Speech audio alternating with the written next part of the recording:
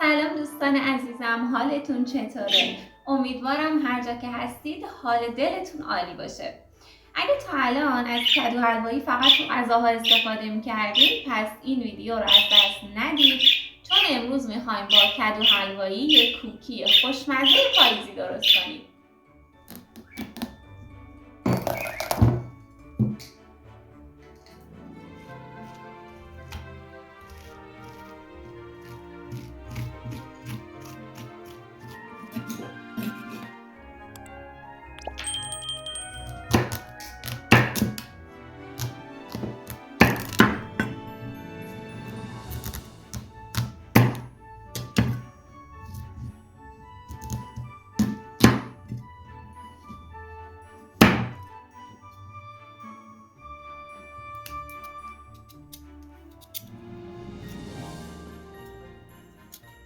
خوشحال میشم بدونم که شما با کدو حلوایی چه چیزهایی درست میکنید. دستورش رو توی کامنت ها بنویسید تا اینجا درست کنیم و اینجوری تجربه هامون رو با هم به اشتراک بذاریم.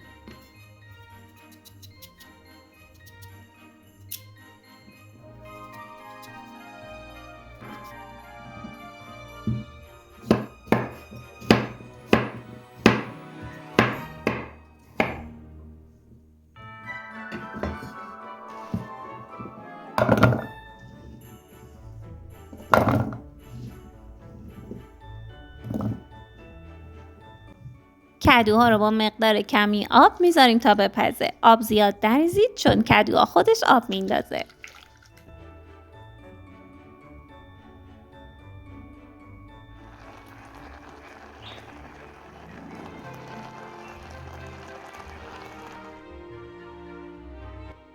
بعد از اینکه آب کدوها کاملا کشیده شد، حالا اونها رو با یه چنگال حسابی له میکنیم.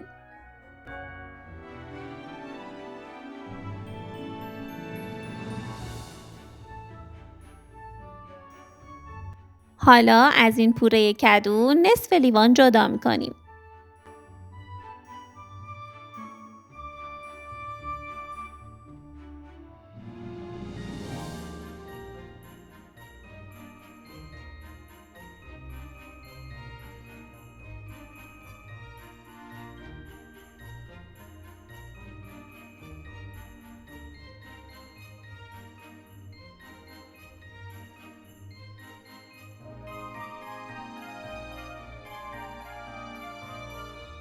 حالا توی یه ظرف مناسب 120 گرم کره همدمای محیط می‌ریزیم.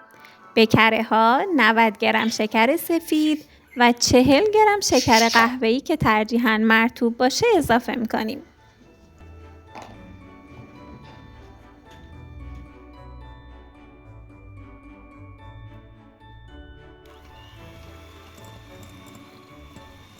حالا با همزن برقی هم میزنیم تا ترکیبمون کاملا یک دست بشه.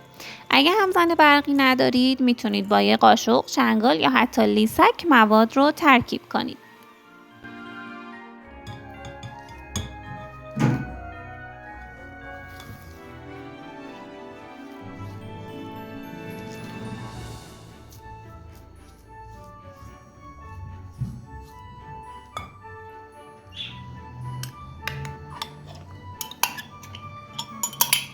حالا پوره کدو حلوایی که جدا کرده بودیم رو اضافه میکنیم و هم میزنیم تا یک دست بشه. در حین هم زدن هم کمی وانیل اضافه میکنیم.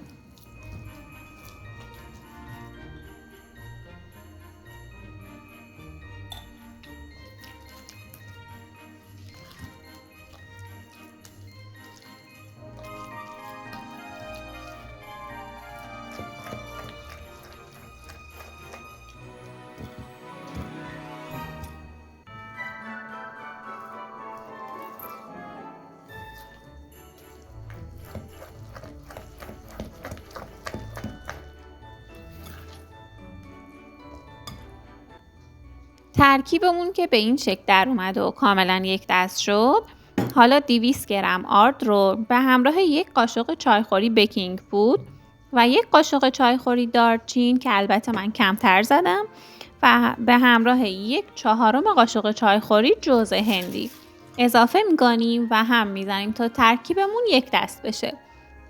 به هیچ عنوان با دست مواد رو ترکیب نکنید، چون گرمای دست باعث میشه که خمیرمون به روغن بیفته و در نتیجه کوکی های سفتی داشته باشیم.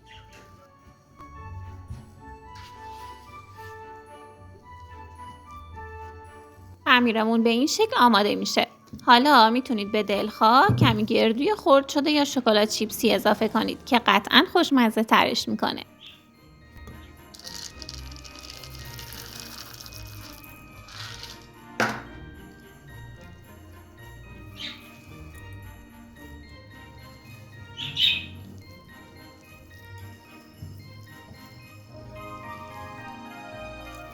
حالا خمیر آماده شدهمون رو 1-2 ساعت داخل یخچال استراحت میدیم.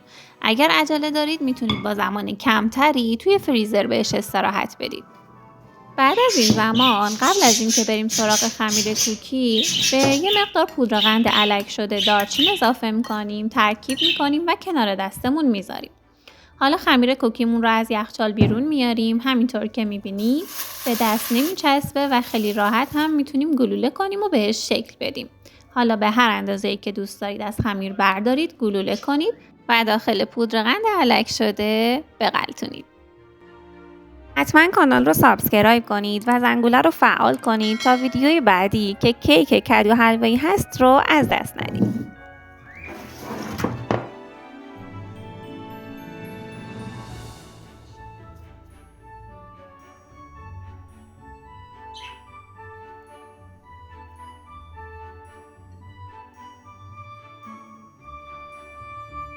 حالا اونها رو در فر از قبل گرم شده 180 درجه میپزیم تا زمانی که زیرشون کمی رنگ بگیره.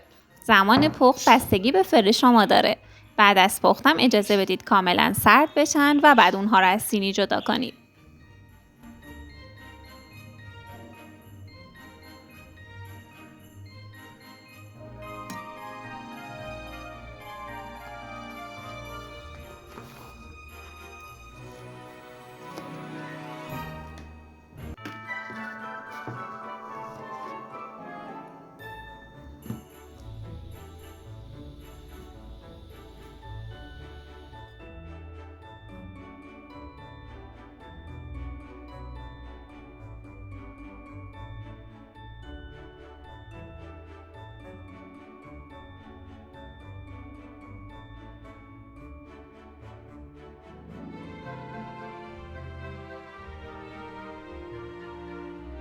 اگه این آموزش رو دوست داشتید و به تجربیاتتون اضافه کرد، حتما کانال رو سابسکرایب کنید و یادتون نره زنگوله رو فعال کنید تا ویدیوهای بعدی رو هم از دست ندید.